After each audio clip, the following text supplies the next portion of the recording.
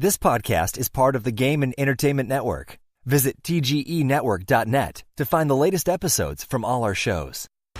It's time for AggroChat, the official podcast of the Tales of the Agronaut blog and stalwart gaming community, where we talk about stuff and things, and the stuff about the things, and sometimes gaming. I'm Belgast, and let's start the show.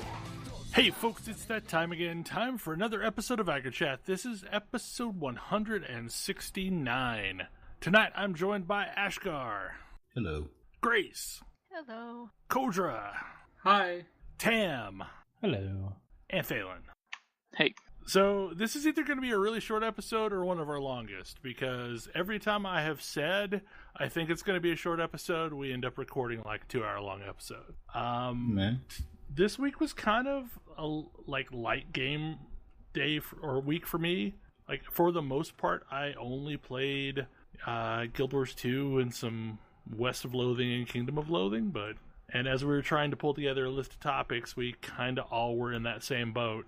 Different sets of games, but I feel like I have some stuff to talk about with Guild Wars 2, mostly because, the weird thing about coming back to a game that, I didn't think I liked is, in the past, I feel like I really didn't put a whole hell of a lot of effort into the game, and because of that, there's whole swaths of stuff that I missed that I had never done before. Like, I did not realize there was a whole daily boss lockout thing, and that it wasn't just, something that you could do, but it was something that people did on a daily basis, and for the most part, you could just walk into the zone when one of those is spawning and participate. I also did not realize there were really cool tools for tracking this.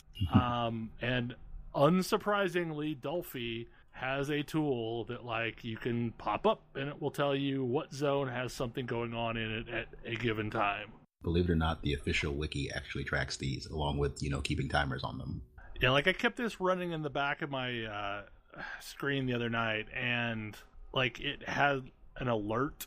I could set, this is one that I'm interested in doing, and it would fire off an alert in the background telling me, oh, you should probably get to that zone now. And here's the waypoint you should go to, because it's the closest one. You mean all of the zone bosses? Yeah, Tequatl and Claw of Jormag and the large list of those things. Yep. That I had never really participated in before, and they're really fun. Those guys are a lot of fun. Especially, I think, Claw of Jormag is really good. Tequatl was really fun, too. I was surprised at how much I enjoyed that one. Tequatl is one of the few I've never actually done. Tequatl is longer. Claw of Jormag is a really long event, and it's got, lots of stuff going on. Claw of Jormag, though, is a 15-minute timer on get from start to finish. Yeah. So you need to, at some point, progress through the stages in some expediency. Well, I think you either fail or you win. Basically, yes. And Tequatl's got some stuff going on that's really similar to where, there are objectives that you have to deal with. But, I don't know, I feel like I totally missed a part of the game that I would have probably liked all along that I just largely ignored. There's an interesting comparison to WoW in Guild Wars that I keep finding, which is WoW, right around, I want to say Cataclysm, although correct me if I'm wrong, had these, really started using its vehicle tech for bosses and a bunch of quest mechanics and so on. And I know they had that was really invented Wrath. that tech for Wrath. They had it used throughout Wrath for everything after the initial content. I knew that they had it for Wrath, but it was even in the initial content for Wrath. Yeah, it was really heavy in the tournament content and some of the other stuff they added later. Yeah, Ulduar. Yeah, I remember it in Ulduar and in the tournament stuff, and that's basically all I remember it being relevant in. There was also piloting around a huge undead in one of the later zones. Which is where I think it got introduced. Might have been. But either way, it was kind of experimental stuff in Wrath, but then Cataclysm is where you started to see it everywhere. And I remember it being really annoying in Cataclysm. Yes. Because they used it for everything, and I distinctly remember some stupid quest where I had like vehicle mechanics to try to climb a tree. That was in Kata, yes. Was that? And it just getting the bear cubs out. Getting the bear cubs out. Sure. Yep. I don't even remember why I was doing it. Yep. Because that's And it just because it always felt awkward and not well integrated. Yes. It's not And wrong. And it's interesting because Guild Wars 2 has been doing the same thing since the game came out. But it feels better. I think because you get so used to weapon swapping and changing weapons and getting new abilities per weapon and so on. Like, you change your abilities a lot more frequently for various reasons, that when they switch your abilities for some mechanic, it feels more seamless. And it's really interesting seeing that happen. I remember it feeling really jarring when I was first playing the game. Like, that was one of the things that I didn't like. I really didn't like the way that the weapons were tied to, or the abilities were tied to weapons, because it felt like some weapons had a useful skill set and other weapons had a not useful skill set. And I mean, and to some extent I still feel that way, but instead of trying to use all the weapons, I simply just picked the ones that I actually like. And that was hard. Like, I feel like this game is I don't know, like a lesson in adjusting to someone else's design vision. Yeah.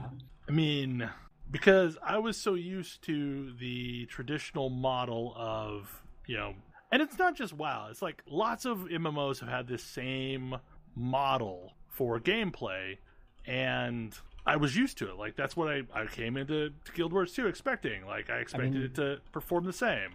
You remember their manifesto. Yeah.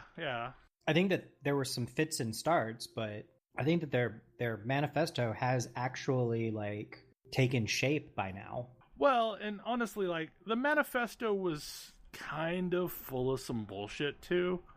Because it talked about, like, sweeping changes in the world. And yes, they kind of exist, but they're also kind of very limited in scope.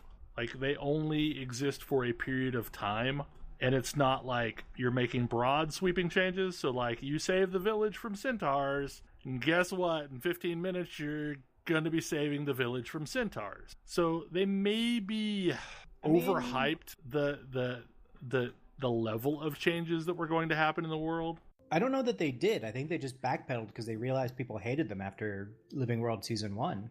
I mean, even like before that, their original content definitely emphasized that you can make permanent changes to zones and things by doing whatever.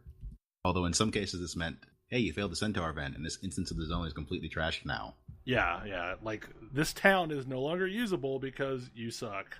Yeah. And I mean, to some extent, like, I can get that, but it was frustrating in that was one of the things that they had promised, and I didn't ever really thought it was delivered. But it was now one of that the many things promised that I felt was a bad idea. But now that I've seen it, like, I really like, especially the Heart of Thorns zone events. Like, they feel really cool, and it doesn't matter that they're like on a 2-hour reset timer. It feels like you're making cool stuff happen in the zone while you're in it. The Heart of Thorns zone events are really cool.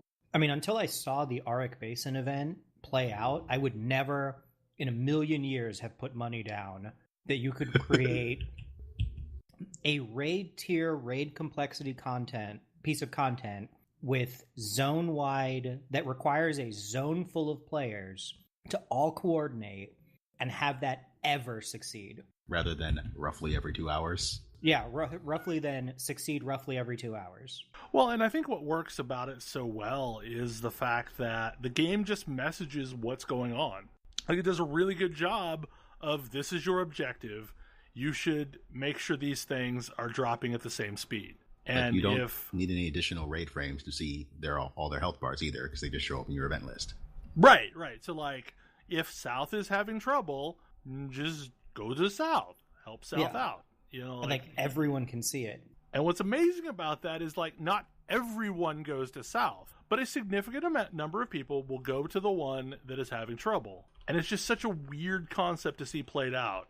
And, like, I don't know, like, having done a bunch of world bosses and the ley line bosses, things like that just are constantly happening out in the world. It's amazing how genuinely fast people are to like res people that die, and like it happens. Like, you don't stay on the ground for very long. You don't need to go reset to a nearby point and run back in, because look. If I continue hitting this guy here, he will eventually die, and if I res you, I'll get some experience right now. Yeah, exactly. Like, there's always a use for experience, and I don't know, like, I'm always talking about how Final Fantasy 14 does an amazing job of tricking the players into doing team playery things, but I mean, ArenaNet has done a fairly decent job of doing that too. Like, everything seems to be scaled in such a way that, no, stopping for a few minutes to do this event is totally worth your time, and in the grand scheme of things, you will be better off for doing it. But that also means it is pure hell for me to actually do any of the quest content, because I get so easily distracted by everything that comes across my path. And I think I am less progressed story-wise than the rest of you. This is only because I went real hard on it the past, 2 weeks. Otherwise, we were on the same step. Okay. I mean, I would really like to get further in that, so that, when the desert content comes out, I'm not completely confused. Because not having seen Living Season 1 was definitely a problem. Yeah, that's frustrating. I'm glad they decided that was a bad idea after the players all told them that was an awful idea. Yeah, because it's really hard to get back into the story from there. Like, they give you a kind of background, but it's not anywhere near enough. And you're all of a sudden running around with a bunch of characters you don't know. Yeah. I mean, it took me forever to get into Living Story Season 2 because I couldn't, I don't know who any of these people are. I don't really, they're kind of charming, but I don't really care about any of them. And so, I don't really get the whole arc. And eventually, by the end of that, basically, I played through I worked my way through Season 2, Living Story Season 2. And once I got caught up, it was like, oh, wow, okay, I'm into these characters. I think these characters are really cool. They're developing in ways that I can make sense of. And also, now I really want to see the Heart of Thorn story. And so I play through the Heart of Thorn story and get a similar, this all unfolds in some interesting ways. I think they're still working on coming up with a good ensemble cast, but the new ensemble cast is a lot better than the old one. Yeah. Well, and it feels like I am not terribly deep into the game, but it feels like it is shifting away from you are a character in the background as these events happen to you being the central focus of the events. Well, yes.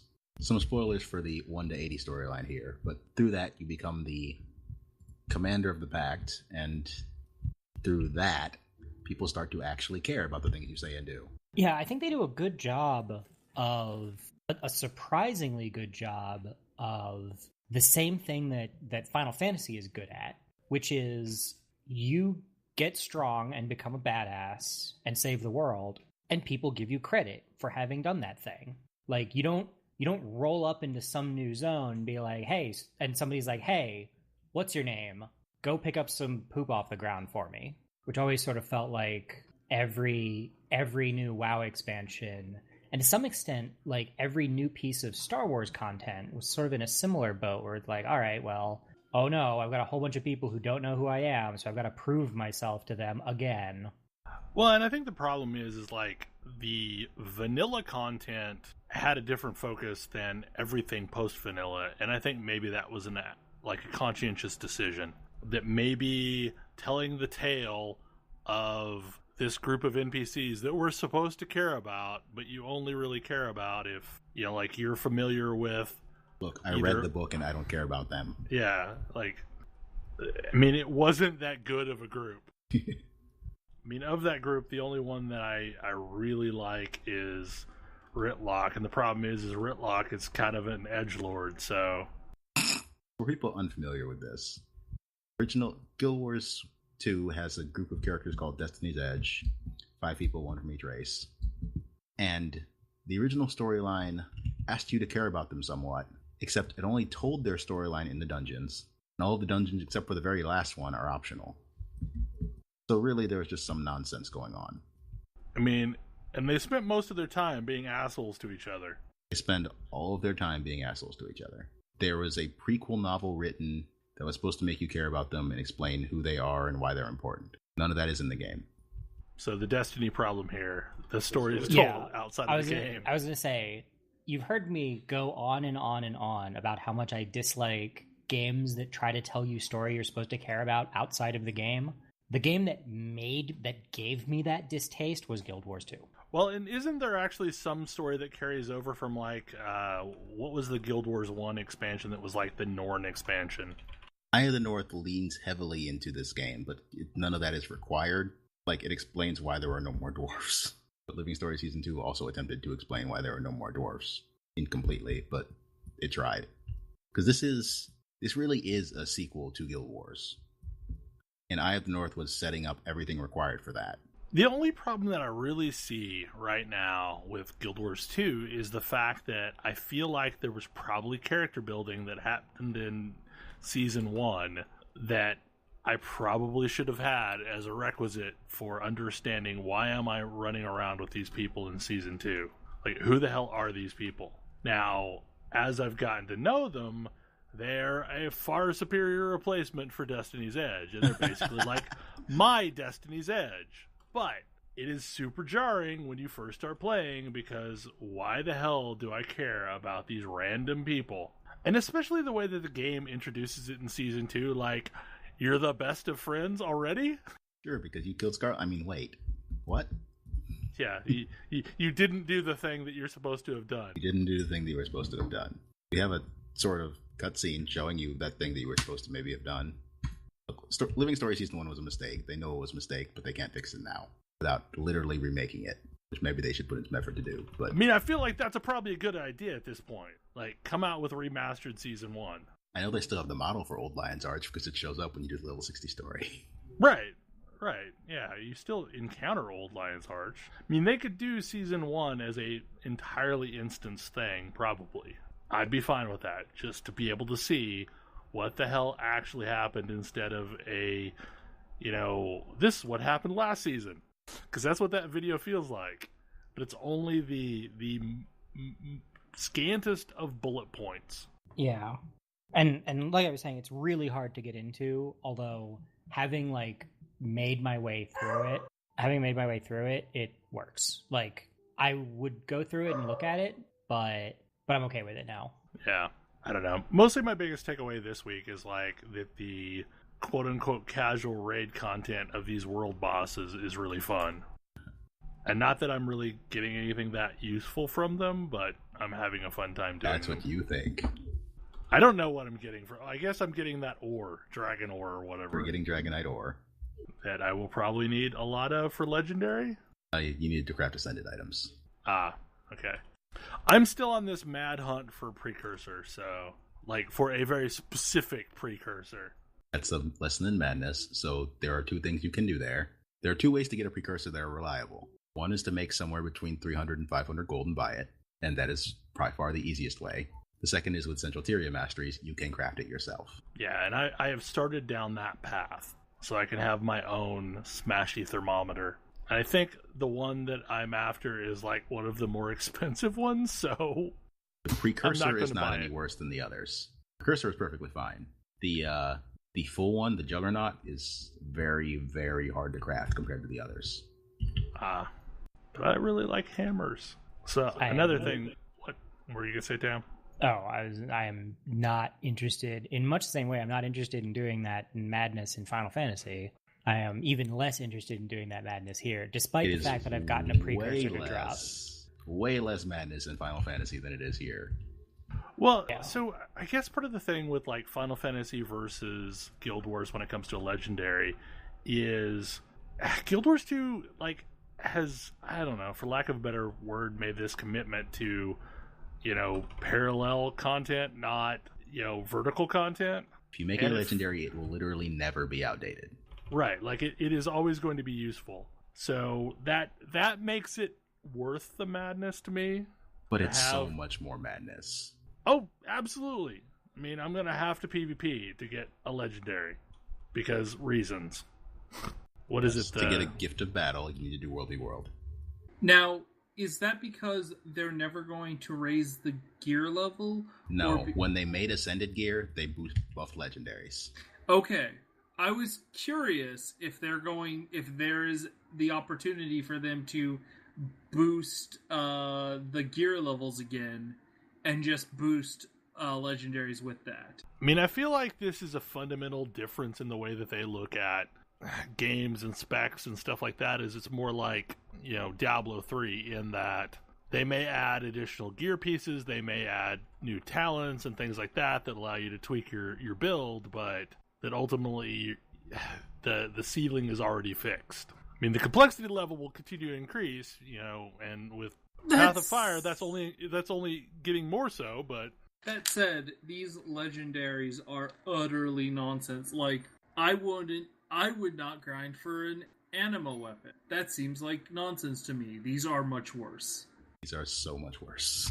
Yeah, and honestly, the precursor step is kind of madness too. Like, you either craft it or you do stuff in the world. Like, and that's why in part I'm doing all these events, because every single one of these events can drop a precursor. And I'm serious that if you want a specific precursor, it is better to farm gold than to try to farm those events. Although those events are also worth a not negligible amount of currency. Yeah, no, they're worth a lot of currency. Like, and doing the daily completion bonus is also worth a decent amount of currency. That was how I managed to ultimately get my my Viper set, was by doing the dailies. See, I thought you crafted your Viper set. You have to craft a Viper set if you want to wear it. Okay. You have to craft a Viper set. That is how you get the money to get the materials to make a Viper set. Okay. Yes. Yeah, because I know through doing the Auric Basin one, I've gotten a lot of the Viper patterns. Because so many people do that, the Viper patterns are actually pretty cheap, all things considered, but the parts are still not. I don't know, my biggest takeaway with this game is just, I don't know. It's so weird to me how I have gone from literally, I have written on my blog so many times about how I did not like this game and all the reasons why I did not like this game. And then all of a sudden, things clicked together and I am having ridiculous amounts of fun and I don't get it, at all. I do not know what changed. Did I change? Did the game change? Did my understanding of the game change? More than one of those. Probably. Because for the longest time, I couldn't fathom why anyone liked it at all. And even at release, we kind of, most of us struggled with, really understanding this game. I mean, when I came back. I have a thing I like about these MMOs. I like doing dungeons with friends. And when we did our first dungeon with friends, we quit. Yeah. And that has at least improved. I don't even know if the dungeons have necessarily improved. I don't think they have. I don't know if they have either. They mostly haven't. But I do think that the fractals are a ton of fun. But fractals are them designing group content for this game. Yeah. Rather than just, hey, you have a dungeon. It's like every other MMO you've ever played. Except it really isn't. But the game was worse for presenting it like it was. You made a comment before we got on that it's really fun doing story quests with the group. And I think that's a key thing. It's story quests in a lot of other games are a solo experience, either mandatory or they just aren't really fun with a group. But we got a bunch of people to do the final fight for the original content, and it was a blast. Related, that fight's a lot harder when you're not with the group. Yeah, it was a really challenging fight solo. Well, that's why I get a group. I had a lot of stun locking going on. You or them? I did. I stun locked the things before they could deal horrible amounts of damage to me. But then still, while I was in the cannons, I was getting screwed over. I don't know, I've not played it in its free state, so I'm curious how frustrating the little restrictions are. I mean, obviously the bag space restriction would be annoying, and the 2 character slots, I think, is what you're limited to. I mean, that's not you only super get one annoying. more when you buy Heart of Thorns. Yeah. But it does seem at least largely reasonable to play this game completely free without spending a dime on it. You don't get elite specs. There's something you're limited to on the market board as well. I think it's harder to buy stuff. I think you're limited to like a specific number of transactions or something like that. Oh, I think you can't post like sell orders. You can only fulfill buy requests. Weird. And I know like you can only converse with people over Tel if they're in the same zone with you, and otherwise if you're mutual friends. I mean, like, so there is a list of restrictions, but at least for the purpose of trying the game out, it seems like a reasonable option. It doesn't seem like you have a vastly different experience. I don't feel like I do those things anyway. I've struck up conversations with random people, especially while waiting on zone bosses. Just having random chats with folks? Yeah, well, just milling around waiting on zone bosses to spawn. Because there'll be like, 30 to 50 people in a zone waiting around for something to spawn. That's the thing that just shocked me, is how active it still is. And I don't know if that's everybody, come back for the purpose of the expansion or what, but like all of the zones feel super populated. Tech is very good, first of all. Their instancing tech is really good. And if you are in an underpopulated instance, you are incentivized to not be there. Right. And that's kind of amazing.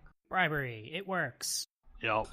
Yes, I will take this XP bonus for leaving the zone and coming back to the same place in another zone. So another thing that we did this week is we had another outing of the Robo Squids. Robo Squids. And for those that don't remember what the hell that's all about, we have been, or a group of us have been doing WoW content at the minimum level it's available. And I'm sorry. And with less than a full group, and no heirlooms, and a whole bunch of restrictions. And so earlier in the week, I think, we tried to do Gnomeregan before we upped our level cap. Tried to do Gnomeregan at level 20, and it was not a thing that was happening, ever. No, it was just not doable. We were like dying to random trash, although that's, if you went to Gnomeregan back in the day, that's not that unusual. But we couldn't beat Viscous Fallout at all, because he could just murder the tank. Well, and honestly, like, part of this is the fact that I decided to play a monk, because I've never played a monk tank. And monks at low levels are not really super great at dealing with damage. Because stagger, while it's kind of a cool mechanic, is basically a hard timer on the fight, at least at low levels. Like, there will be a point at which I have so much stagger damage built up that no one in their right mind can heal through it. And I'm sure Grace could agree to this. Yeah, well, and at that level, with that gear, I mean, it was all I could do to keep you up, even like while you had all of your cooldowns and everything rolling, and then as soon as that stopped, you just exploded. And it was, I mean, and healing at low level on any class is not super fun, and I knew going in what I was getting into with monk healing at low level, but I chose it because I was familiar with it and I would sort of know what I was doing. But man, you really feel the lack of your toolkit. I mean, and I still think, had I gone with a warrior, warriors at low levels have way more abilities than the monk really does to deal with incoming damage. Like, I have Stagger, and I have Ironskin Brew, and once I run out of Ironskin Brew charges, I am really hurting, and there's nothing I can do to change that fact. I mean, eventually you get Purifying Brew, but not yet. Right, exactly. Like, not until 28. What is Gnomeregan supposed to happen at? Like 30, its listed right? level range is 24 to 32 or something like that. Back in the day, I did not advise going in there until about 30-ish, because the end of the instance has enemies that are 32. So we went in at 20, failed miserably. We went back in recently at 24. Yep. And we did it, but there were a couple boss fights where I straight up died and someone else killed the boss. I'm playing a hunter for this experiment. Ah, are you the person that can kill stuff? Actually, that's our rogue. Or are you the person that can kite and survive things? That part. That part. Like, I've been doing survival because survival is fun, and occasionally I can like have my pet taunt things, and that can save a whole bunch of damage because it just turns around, kills the pet, goes back to whatever it was doing. Yeah. But in that case, I literally could not have my pet taunt because a level 24 pet can't reliably taunt a level 32 enemy. So I did that one as marksman, so I could run around and kite. I mean, we're definitely, relearning to use all of the strange edge cases for abilities. And I mean, even from the very first dungeon that we tried in this crazy project, we're forced to use all of the tricks that we have available and do things like kiting and just everything we can to stay alive. And it's really fun. Like, WoW is boring, and these low level dungeons are super old hat at this point, but this silly project has made them a ton of fun. Yeah, like, honestly, like, were it not for Robo Squids, I would likely kill my subscription to WoW, because we're doing, I don't know, like, a lot of the early content is what really was fun to me back in the day, and getting to see these through new eyes, or eyes that that we shouldn't be seeing them through is really fun. And like we did this in the worst possible way. Like we did not plan ahead. We are 3 leather classes and a male class. So, like, nothing drops that isn't in heavy contention. Agility for everyone. But it doesn't matter. I mean, if I had to do it over again from the beginning, I wouldn't change it, because it's hilarious. Who cares? Like, yes, we would be better off if we had some gear and could spread it around, but I think part of the hilarity is watching a piece of leather drop knowing that everyone's gonna scramble. Yeah, it's just it's funny to do things wrong. I mean, because we're straight up playing this game in a way that Blizzard no longer intends it to be played. But frankly, never intended to be played. And I guess Scarlet Monastery is the next on the hit list. Scarlet Monastery is next. They combine the armory and the library, and those are the lower instance now. You're supposed to do them from like 26 to 30 something, I want to say. When we go in there at 26, it's very likely we're going to be quite underleveled. Well, and honestly, like, I'm trying to remember what was horrible in Scarlet Monastery. Ads that hit like trucks. Scarlet Monastery has awful patrols. Yeah, there's just the ads in general in Scarlet Monastery are going to be a pain, and yeah, it'll be interesting. Well, and I think part of it too is like, this is a slightly different version than what we leveled through originally, and I know there's way fewer ads than there used to be. I don't think there's quite the likelihood of chain pulling entire segments of the zone that there used to be. There are a couple rough spots still, I could tell you, at least in the second half. I know, like, that courtyard is still pretty dense. The one outside of the cathedral? Mm-hmm. Yeah. And there's still stuff patrolling around, and there's a boss that patrols around, and so it'll still be fun. And by fun, I mean it's gonna hurt. And the funny thing about Gnomeregan is, like, I remember Gnomeregan being a frustrating dungeon back in the day, but I don't remember it being as frustrating as it was to run through it. And part of it too is like when we finally ran this, like I had some stuff going on, so I wasn't on voice chat, and I'm sure there were things that would have been better communicated, like if I was actually listening to all of y'all. Like when we were yelling because things patrolled up behind us and were murdering me in the face. Yeah, spell. Yeah, stuff like that. But I mean, I don't know. To me, that adds to the authenticity of it, because that absolutely happened to me when I was playing through that originally, and I was never in voice chat with the random strangers that I met by like advertising for a group in trade chat. Oh god, not even once would I have done that. there are definitely some things we did all remember. Like, as soon as we heard an alarm bot even, start to aggro, it just instantly died. No, we straight up wrecked every alarm bot that came near us. And the mine. And the mines. We got the mines, too. And we were also sad that because we went in at the minimum level, we couldn't actually do the quest to turn in all of those grimy objects. We couldn't clean them because the minimum level on that quest is higher than the minimum level to enter the instance.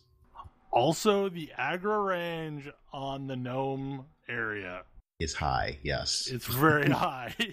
Especially when your level is low. I will say, though, it's super easy to get to Gnomeregan as Horde. Way easier than I thought it would be. They put a instance portal directly into Gnomeregan to Gromgal Base Camp. So it's not, you don't even have to go to Booty Bay anymore. I feel like I remember that being a thing even in vanilla. There was one in Booty Bay. You had to do a short quest line, I think, to unlock it, or get a key or something. When I was doing it on Ash, you had to get a key. You had to do a quest line to unlock a transporter in Booty Bay. And even then, it took you right outside the instance, I want to say. No, it couldn't have, because that's not contested. I don't remember where it dropped you. But I remember still summoning people to the instance as Horde. Also, I'm still frustrated that after all this time, Gnomeregan is still screwed up. Yes. Oh my goodness. How have we been playing this game for, 10 years, 12 years now? That is the only instance we've gone to that is completely unchanged since vanilla. It breaks my heart. Because it's there was always the promise of reclaiming Gnomeregan in the back of my mind. The game could change. The game has changed. The entire world of Vanilla WoW has been remade during Cataclysm. And yet, the one thing I wanted to change never had anything happen to it. Well, and they got our hopes up. Yeah, they teased it and then ignored it after that. That is the gnome starting area now, too. You start just outside of Gnomeregan, but Gnomeregan itself is still completely screwed up.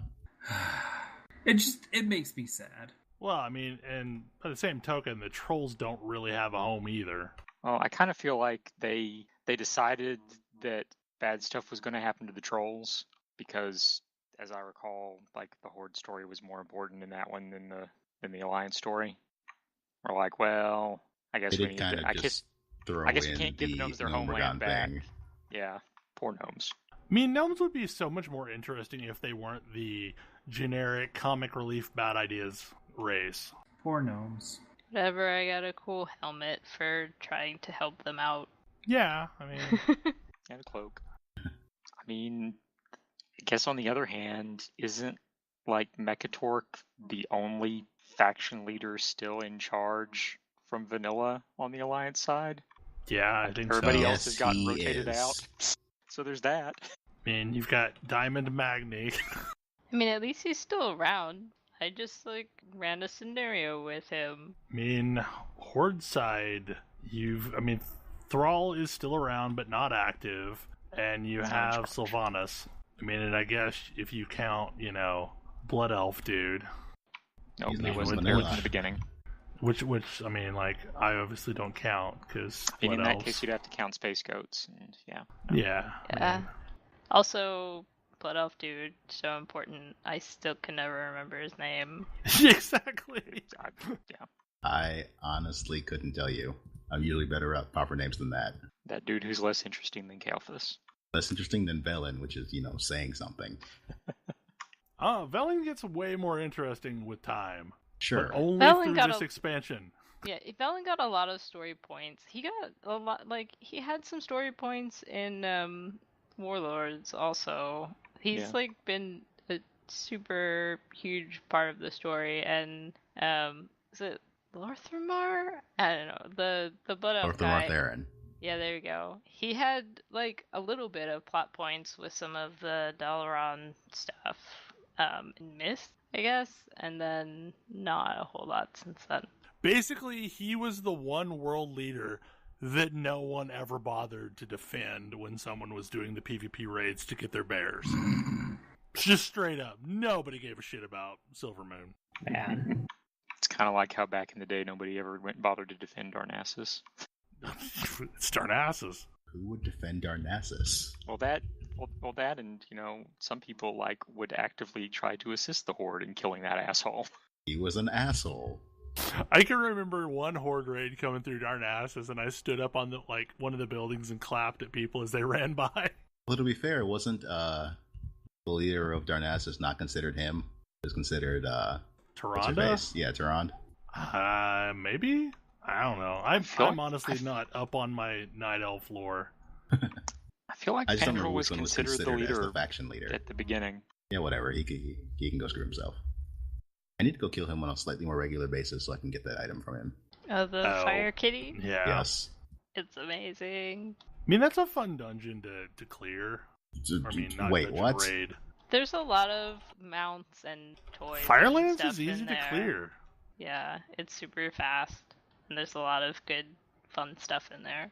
And there for a while I was clearing it on 25 heroic every week. Just for, money, if for no other reason. I went back and got the legendary out of there because why not? It was actually the first legendary that I got. It took forever. And I was still sort of mad that I got it before I ended up getting the mace out of Ulduar. I'm annoyed by the mace on Ulduar that those things drop even if you can't use it. And for the longest time, I had a stack of them on my warrior. That's just sad. It is. Someone, I'm sure, would really like to have them. So, a thing I absolutely did not intend to be playing right now is Kingdom of Loathing. Yep. Or ever again. Or ever again, yeah. It's been a really long time, but yeah. Yeah, I did. Based on the challenge path that I was my character was in when I logged back in, it's apparently been about 4 years since I was playing last. Doing some princess runs? Just ascension after ascension. And I remember what it was I started playing again when the Zombie Slayer path was going, and then played through until Avatar of Jarlsberg, and burned out doing ascension after ascension after ascension as the Avatar of Jarlsberg. And then once that path ended in summer of 2013, I stopped playing. So yeah, 4 years almost exactly.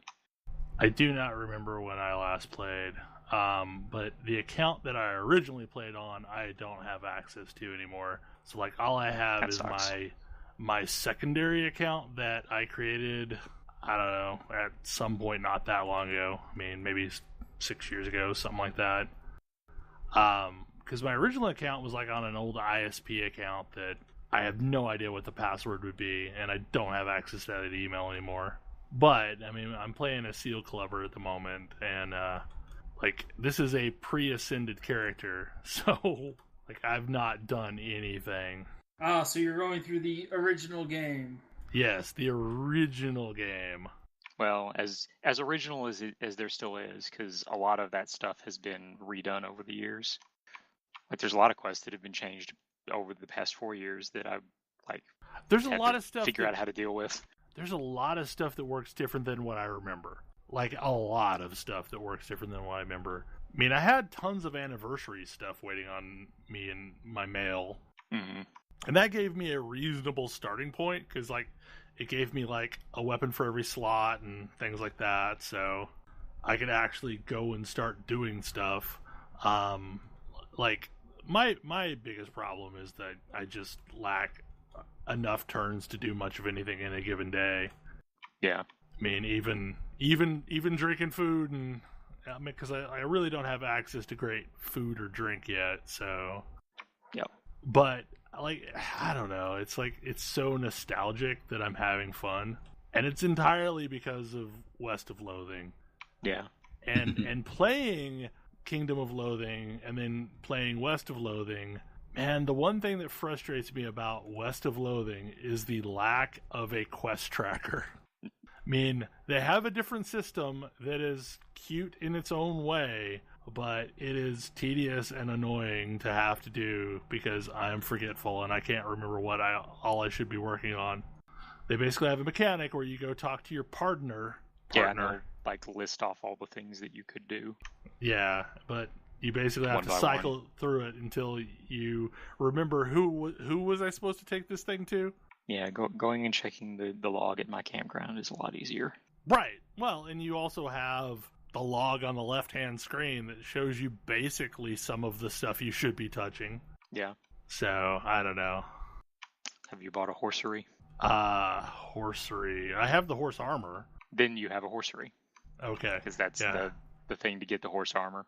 Yeah, make sure you use that thing, because your first horse is free each day. Oh, that's cool. Yeah, after playing a few days, I decided that Jake deserved more of my money, so I bought some Mr. Accessories and bought the horsery and the item of the month, which is the Pocket Meteor Guide.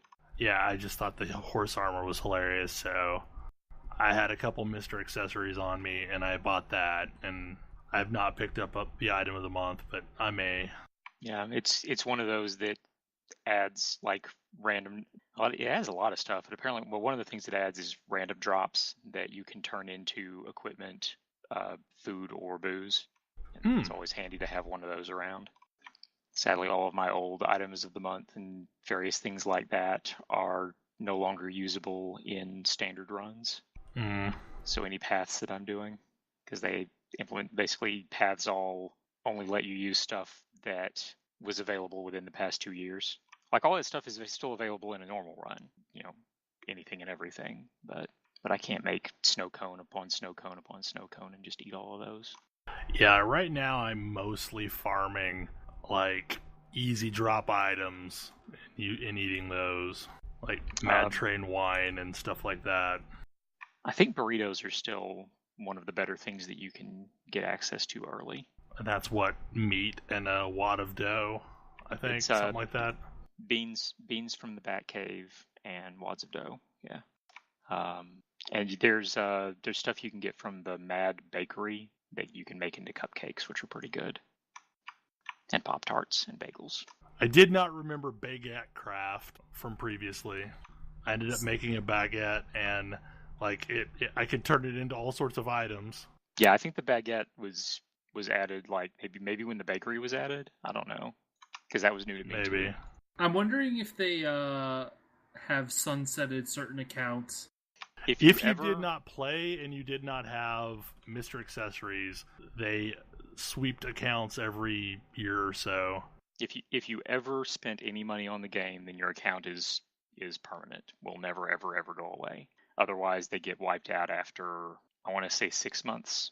Yeah, something like that. If you don't play. That's probably what happened. So you're back to being a noob as well. Yup. I mean, I don't know. Like, these games have a sense of humor that works really well for me. And, God, there's just so much nostalgia from playing this game. Yeah. I've wasted so much time playing this game. But is it really a waste? I mean, I feel like it's quality time. Yeah, the purpose of a game is to be entertained. And it's definitely doing the job with stupid puns and cultural references. I don't know. I got retweeted by whoever runs their social media account a couple times this week. So, I mean, that was a highlight of the week. But, like, really, for $11, I think is the base price of West of Loathing. You can't beat that for the entertainment value. Okay, Kodra? Yeah. Agricola. So, you know how you talk about how you hated Guild Wars 2? Yes.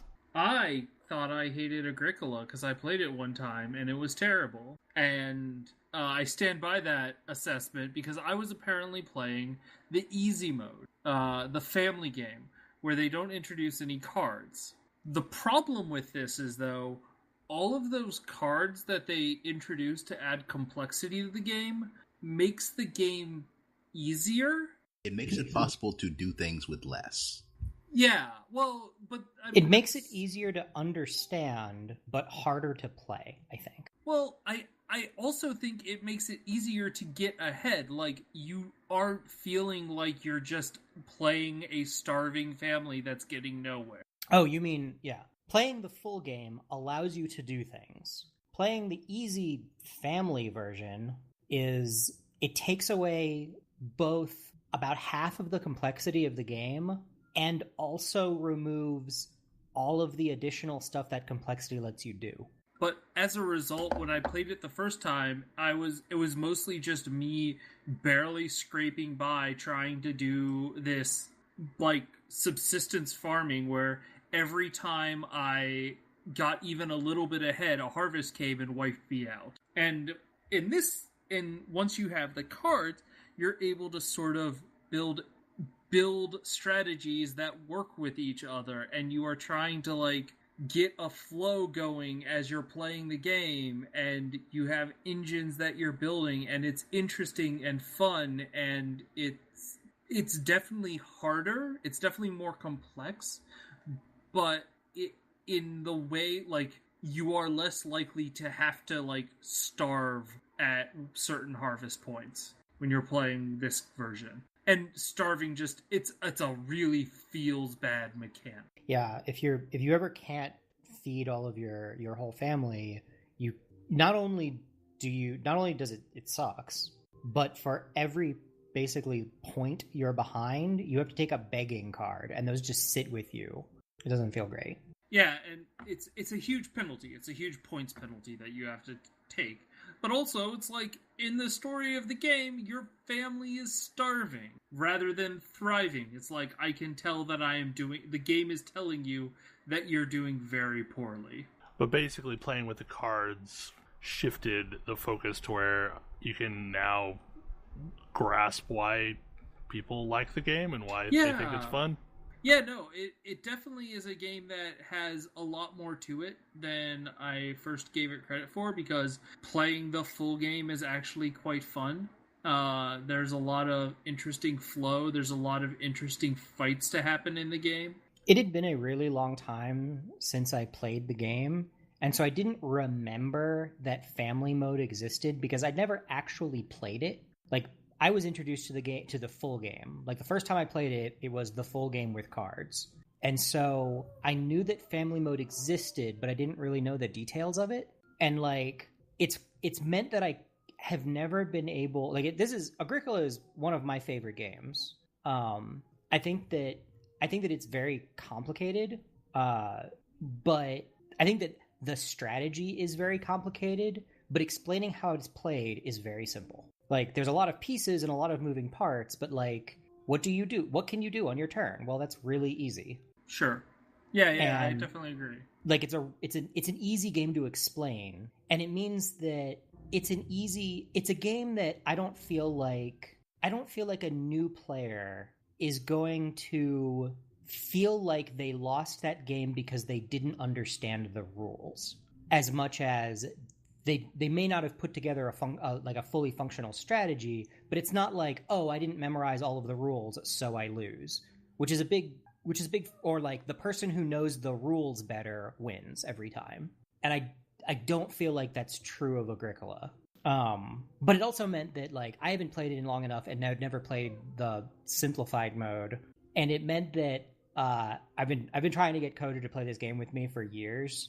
But I've never been able to adequately explain like what part of it is different, because the game that you described never sounded like the game that I played, but I couldn't really, I wasn't really sure why. Yeah, and the thing is like, it's these cards, and the other thing is you take it a step further and you add a draft mode to it where you get some selection to your cards.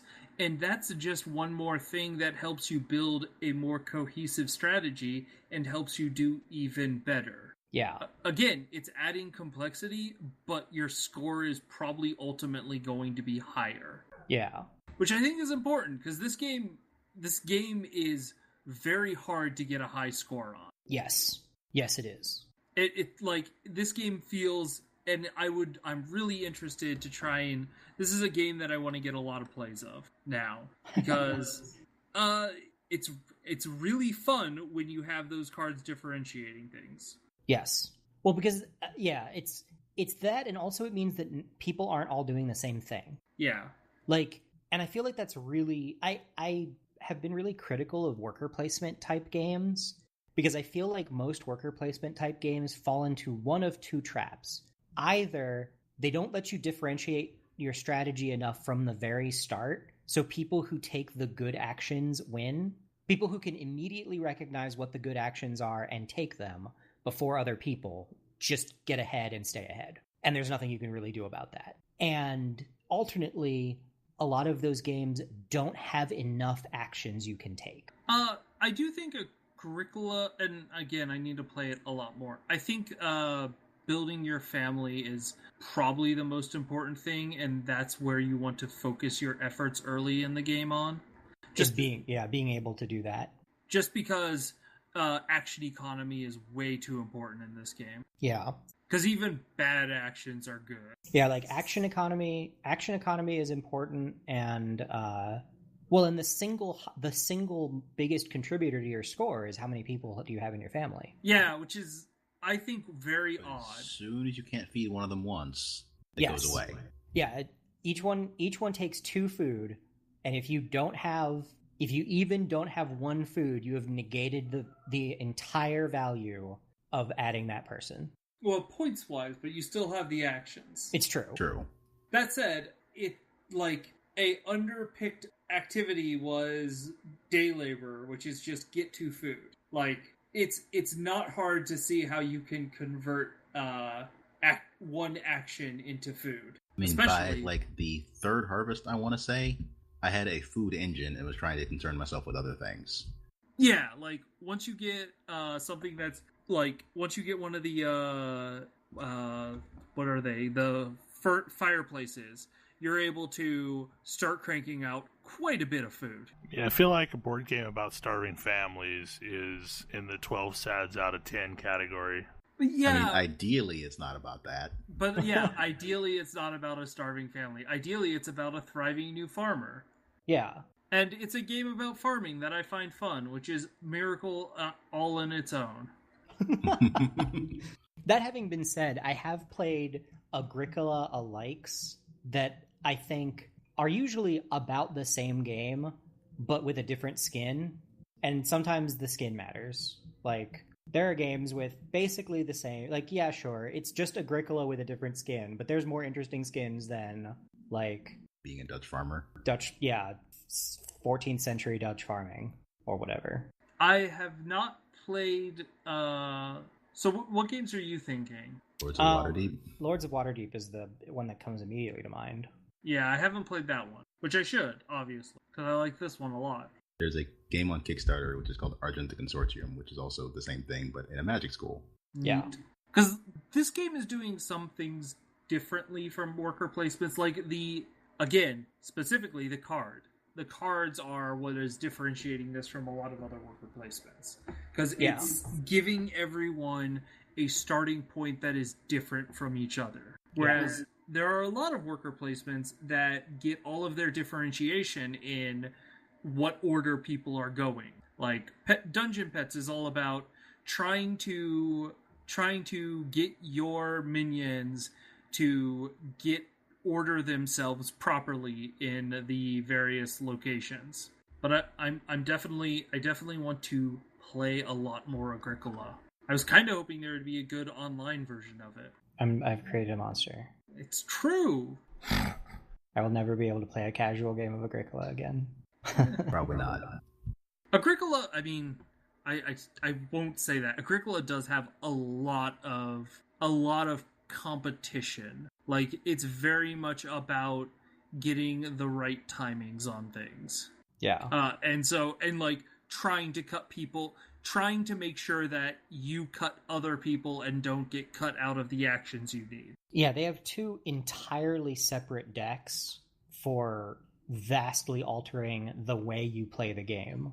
If you want to play a more cutthroat game where you're competing more directly with other players, that's an option. And they have I think there's a community focused one where there's a lot of cards that either benefit other people when you take actions, make your actions better but also benefit other people, or when other people take actions you get a benefit, sort of like the I forget what the more PvP version of Dominion is called, but they map vaguely to that one in Prosperity.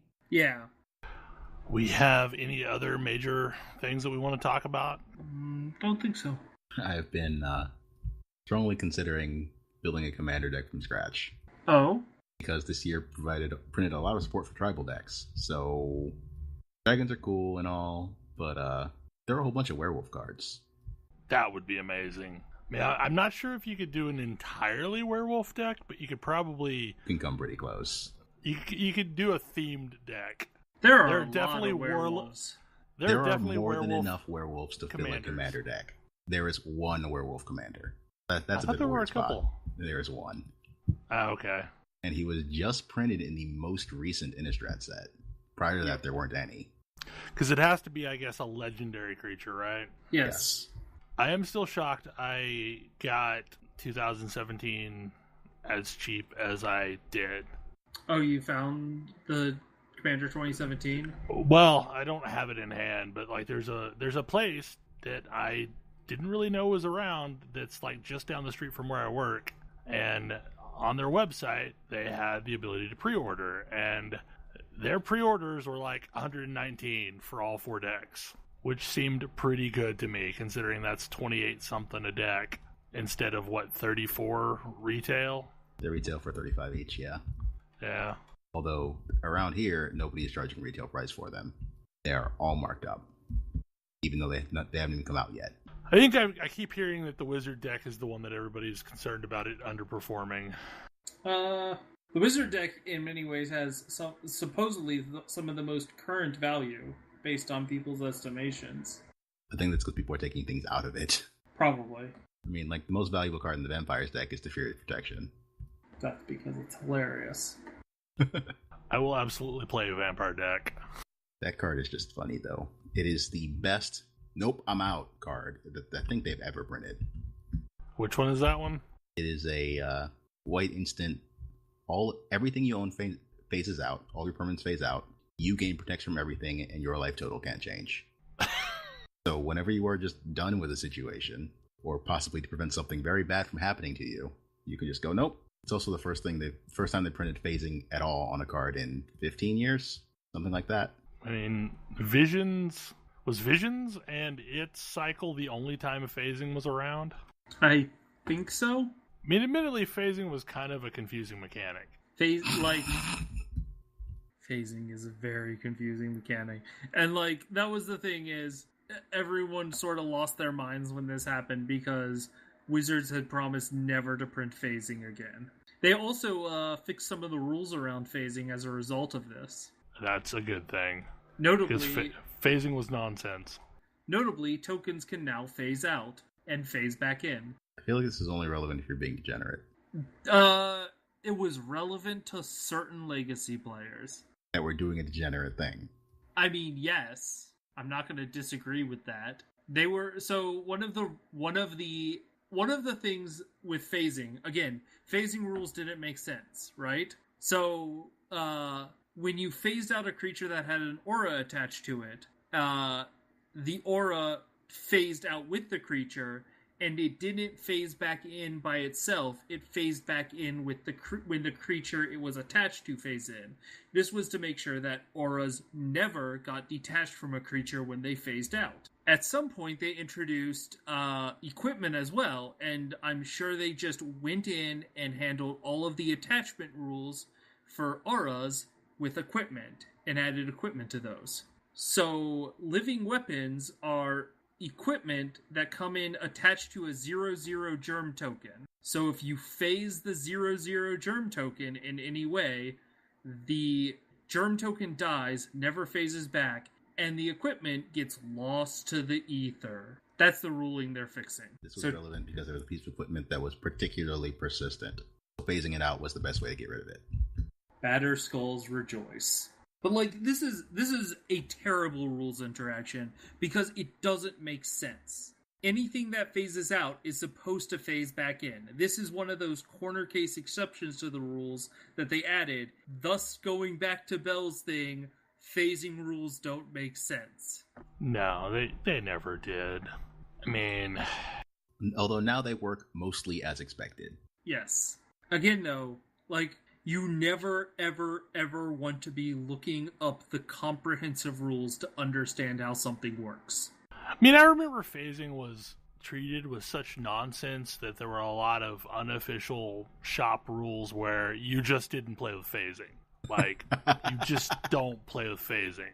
Or at least you were frowned upon heavily for considering playing with phasing. The thing that floors me right now is how readily available multiple expansions worth of Magic cards are. I mean, they make a lot of them these days. Do you mean in the sense that older sets aren't getting phased out? Well, they're still actively available in the wild. They also really haven't aged in value as well. Certain ones haven't. That was the big shocker to me, is looking at these sets, is basically there's like a half dozen to a dozen cards that are of some value, ranging from like $15 to $1, and those are considered of value. And then every other card is just absolutely worthless in the expansions. Or the mythic rares tend to stay like at several dollars. There are bulk mythics. There are bulk mythics. like 20-cent bulk mythics. Like what recently? I mean, admittedly, that werewolf commander that I mentioned is a mythic, and he's like $1, something like that. He's real cheap. Mostly the instants and sorceries. Like, there was one that's 2 colorless and a red that end the current turn. At the start of your next end step, you lose the game. Okay, so here we go. Glorious end. Yes. Aether Revolt is not a really high-valued set in general. It has several mythics that are under 20 cents. Blainer Bridge, Indomitable's Creativity, Gonti's Aetherheart, Ether Wind Basker, Exquisite Archangel, and Lightning Runner. Now, all but 3 mythics in that set are less than $2. I know Metallic Mimic is a rare and worth more than most of those things you just said. Exactly, yeah. It's like, Mythic doesn't magically make it not or immune to being bulk. Heart of Kirin, though, is quite expensive. I will say, though... well, like, if you call, like, $10 quite expensive. I will say... assembling a deck, that's pretty expensive. You know what... So, sets that are no longer available, but are in the recent past... Worldwake's quite expensive now. That's a $30 booster pack. Well, and, like, original Innistrad is actually fairly expensive. Yeah, those aren't that old of sets. Right. So prices have aged pretty well. And another thing go ahead. Like, a big thing that I noticed is, like, the sets that have land that people want are pretty higher in value. Another thing that's going on with a lot of the rares and mythic rares in those sets, though, is that the presence of masterpieces or invocations or expeditions is going to drive down the price of the other cards in the set. A masterpiece Force of Will is something people chase for. Yes. Which means a lot more product moves around trying to find this stupidly rare, but rather expensive thing. Then there are bulk invocations. Oh, what bulk invocations are there? I mean, like, compared to the others? I'm trying to find an invocation list. An invocation Force of Will might be cheaper than an old Force of Will. No, it is not. Really? No. Yes. I knew there was one I saw where the invocation was cheaper than the old card. Okay, so invocations are actually holding their value. I was looking at expeditions. I mean, and I guess the cheapest Kaladesh Invention is $15 for Black Vice. But, I mean, you're supposed to get one of these expedition, invocation, whatever you want to call them, per 6 booster box case. So they do quite well in driving down the value of the rest of the set. I know this has been a topic of contention lately. In some of the threads I've seen is just how generally horrible buying a box of, Hour of Devastation is, and how you're never going to get anywhere close to the value in the price of the box. Mm-hmm. Like, Talarian Community College was going to do this thing where they were going to keep buying boxes of Hour of Devastation until they failed to get $100 out of a box. And they didn't even make it one episode. The first box they opened was like $70 worth of value, and they went ahead and opened a second box just to see, and it was like $50-something worth of value. I mean, and I realized, like, the answer to this is buy singles. Yes. But it's the most boring way to play Magic the Gathering.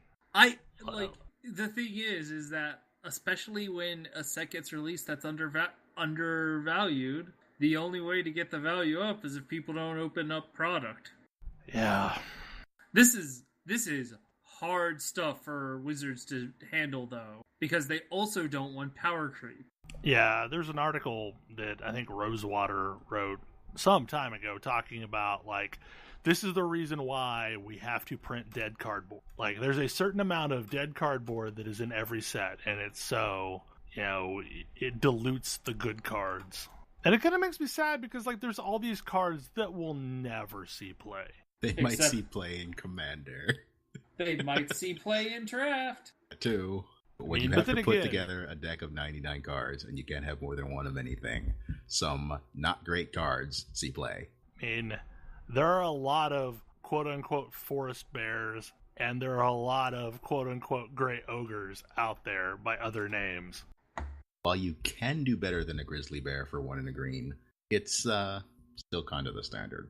Yeah, but even in Commander, you really don't want to be playing a grizzly bear. It's true. Although Commander has a different problem where you really want to be playing things that are impactful. So even if they're cheap, you want to make sure they are impactful somehow. I think it would be funny to have like a variation on this starter deck idea that I have where you like blind deal yourself and do it like monocolor. So like if you're going to be black, you're only playing black. And if you're going to be red, you're only playing red. Where you have basically a giant deck that you deal yourself cards from. And you deal yourself, 3 rares and 9 uncommons and 24 commons? I don't... Whatever the number equals. And basically, like, you now play with this. 0 prep, you just have a random deck of cards. Make it work. I mean, that's kind of close to sealed, except I think you're explaining more randomness. Yeah, no, it's more randomness than sealed. But I think it would be entertaining. I think it would be frustrating because you couldn't play anything. Oh, you can play all kinds of stuff. You just weren't guaranteed any combos. Well, more you don't know if you're playing with, is it 5 color? No, you said single color. Monocolor. Okay. Yeah, like do it monocolor to where like so that you can have, actually play things. Like so you have like a deck of 100 commons and a deck of 50 rares and like 70 uncommons, whatever the numbers end up being, and you like literally without looking at the cards, you deal yourself the equivalent of a starter deck. I pick red. I would always do black. I'm just saying. I think the right answers are red or green.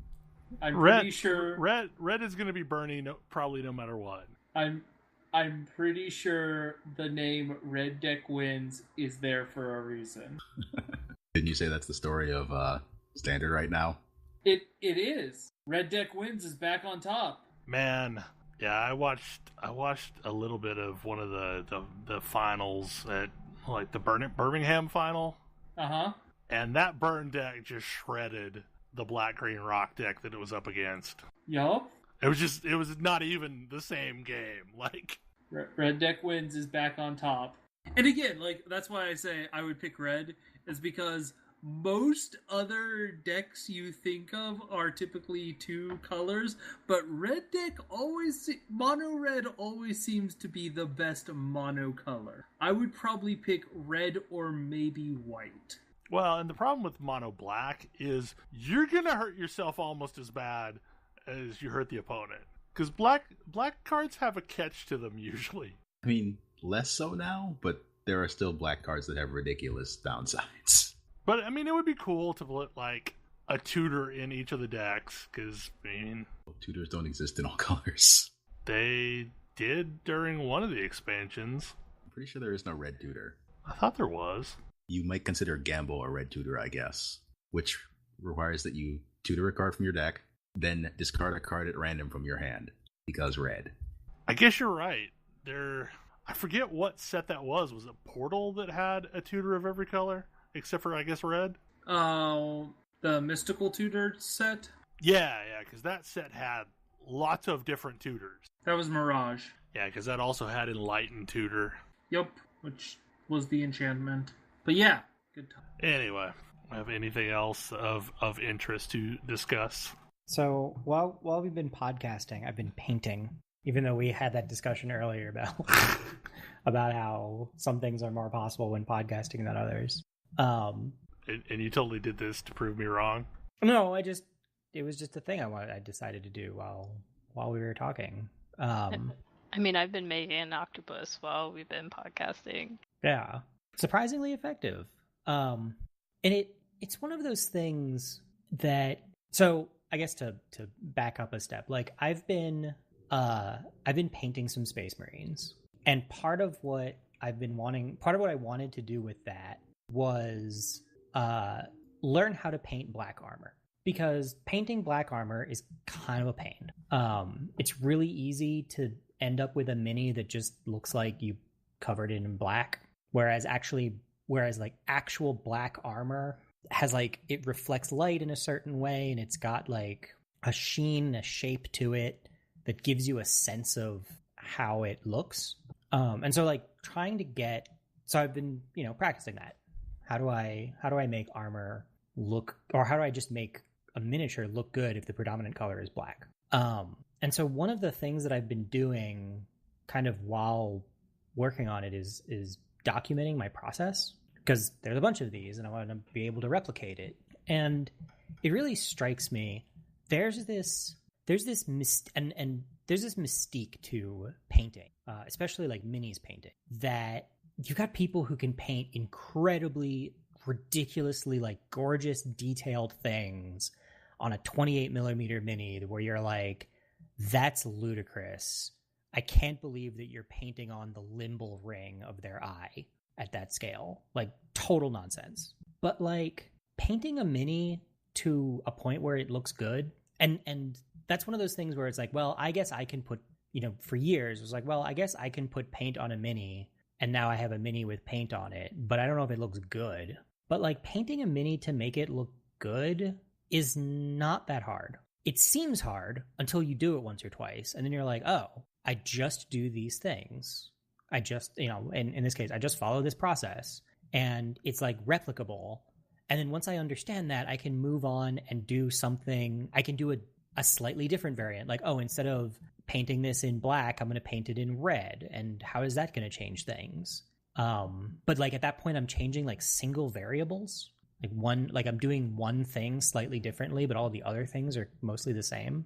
And it's one of those things that like I've struggled with for years, because I have a lot of friends who are really, really good painters and can do things that I just can't. Like and do things that I can't. And the things that I always figured that I couldn't do was because I didn't have that skill, and like I had not been able to develop that skill, and it was just beyond me. But it's really not.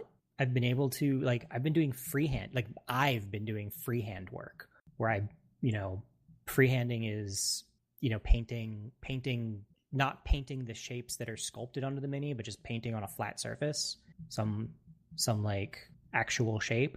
And like I've always considered that, oh well, I'm not an artist, I can't do that. But like, no, I can.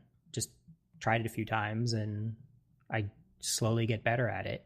I mean, that's the huge key. I mean, I've been doing this like creative thing a day project, and like picked up crocheting, which like my great aunts taught me when I was a little kid, and then I haven't done for 30 years. And just like poking at it a little bit every day and just trying things, even though when I first look at them, I'm like, what is this? What does this even mean? What the heck am I supposed to be doing? And just kind of pushing at it and pushing it forward a tiny, tiny increment at a time, suddenly you feel kind of competent. Yeah, and like, and it's like I feel, I have that exact feeling where I finish something, and I look at it and I'm like, oh wow, that actually worked really well, huh? Can I do that again? And it's one of the things that I've really liked about painting 40K lately, is because 40K is a lot of, you paint a lot of the same, of like small variants of the same thing over and over again. And so each one, you get a better sense of it. And painting, messing up a little bit on one isn't that big a deal. You just move on to the next one because there's a whole bunch of them, whatever it happens to be. Yeah, and I remember like when I was doing a lot of 40K armies, I would have all of them set up, and I'd do this one thing on this one, and then I'd move and do that same thing on the next one, and kind of do them assembly line. Mm-hmm. So that it doesn't really feel like you're painting one full miniature. You're just painting a bunch of steps, and it kind of disguises the fact that, oh, now I've replicated this across 20 Marines. Yeah, and I distinctly remember sitting and watching other people paint and being like, I'll never be able to do that. I don't even really understand what they're doing. And then when they try to explain it, it's just like, oh, that's totally beyond me. But like, it's not. And it isn't like, oh, I've spent years getting better at this, because quite frankly, I may have done some painting over the last few years, but it wasn't very good and I didn't really improve. Like, I wasn't doing anything to actually improve my skill. But like in the last 2 months, I've gotten way better at painting just from, all right, I'm going to put paint on this and see how it turns out. And then if I don't like it, I'll go on to the next one and try something different. It also helps that Games Workshop, once the poster child for bad overpriced paints, has actually released a really good line lately. They have some really good paints that take some things that are actually technically very difficult to do and make them a lot easier. Well, and they also have a really good YouTube channel. Yeah. I mean, I haven't watched any videos because I don't really get into the whole like watching YouTube videos to learn how to do things, because I prefer to read. But yeah, they've got a great YouTube channel that's just like, hey, we're just basically gonna stream us painting this thing and explain what we're doing step by step. Yeah, I mean, a lot of the videos are like, so you want to paint a space wolf. Yeah. If you're going to paint it by, our standards, you're going to need this color, this color, this color, this color, this color. And then step by step, how they apply those colors to get it to look like their studio painters doing it. Yeah. I've never done one of those things that I always look at those and I'm like, that's too many steps for me to want to do per mini. Like, I want quickly replicable work. But yeah, it's like a similar concept. There was somebody that I was, and part of why I was thinking about this was there's somebody I was talking to the other day, who was looking at some of the stuff I'd painted recently, because I was at the store, the local game store, like just had it with me, and his comment was, yeah, I've never really gotten into minis games because assembling them is kind of fun. Although it's not like my favorite thing ever, but assembling them is kind of fun, and I like when they're made, but then they're just gray, and I want them to have color because they look really great with color, but like, I can't paint. And I remember having that same thought, like, yeah, this would be cool, but I can't paint. And the answer is, as it turns out, it's not that hard to paint. You buy a brush and you buy some paint and put the paint on the brush and then on the mini, and slowly you get better at that. Or maybe not slowly if you read up on it first. But also, airbrushes are magic. The airbrush was a tool that I picked up relatively recently, and I had avoided because it was another one of those like, oh, well, people use airbrushes, but they're really skilled, and I don't really know how to use an airbrush. I was like, no, I read up on the internet. How do I assemble and use an airbrush? Oh, that's not that hard. I put the paint in here, I pull this trigger, and paint comes out in a fine spray, and I point that spray at things I want to be that color. And like, that's airbrushing. So I don't know. It was just a thing that I was thinking about while painting. Like, not as difficult, not as, I'm not painting like tiny details on these units. Like, half of my steps on these guys are take the biggest brush I own and slather a wash on them, and then wait 5 minutes for that wash to dry. Like, that's the step. Put this liquid all over this mini. Done. I guess my takeaway is, if there's something you think is cool, but you're worried about trying it, try it. I second that wholeheartedly. Just try it, poke at it, and see what happens. Well, on that note, that seems like a decent note to end on, at least. Hopefully you enjoyed the show, and will join us again next week. Good night! Good night. See Good you. night. Good night. Good night.